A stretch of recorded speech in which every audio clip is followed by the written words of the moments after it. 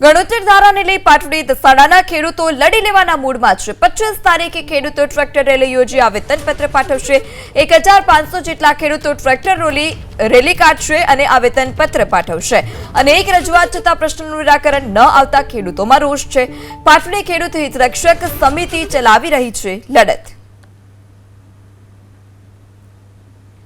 વર્ષ થઈ ગયા છતાં હવે આજે ઉઘરાણી કરે અને અમારા હાથ બારની અંદર 55 માં જે નોંધ પાડી છતાં એ વખતે નવી શરત નહીં અને જૂની શરતમાં આજ સુધી જૂની શરત રાખી છે અને 2019 માં નવી શરત કરી અને આવી રીતે કાયદો લઈ અને અમારે પૈસા વસૂલવા માટેની જે કળા છે તો અમારે ખેતીનું પ્રીમિયમ એક વીઘાનું ઓછામાં ઓછું 5 લાખ રૂપિયાથી લઈ અને 10 લાખ રૂપિયા સુધી આવે અને બિન ખેતીનું પ્રીમિયમ ઓછામાં ઓછું 37 લાખ રૂપિયાથી લઈ અને 47 લાખ રૂપિયા સુધીની રકમ બિન ખેતીના પ્રીમિયમની આવે।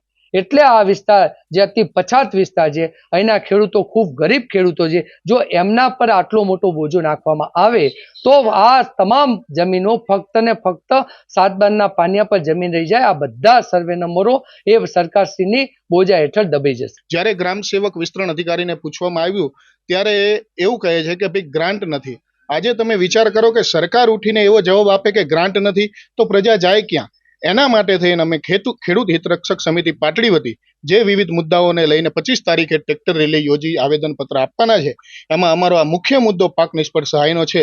એનો પણ અમે ઉમેરો કરી ખેડૂતોને જાગૃત કરી અને ખેડૂતો પાક નિષ્ફળની સહાયનું વળતર ચૂકવવા માટે કલેક્ટરશ્રીને રજૂઆત કરવાના છે।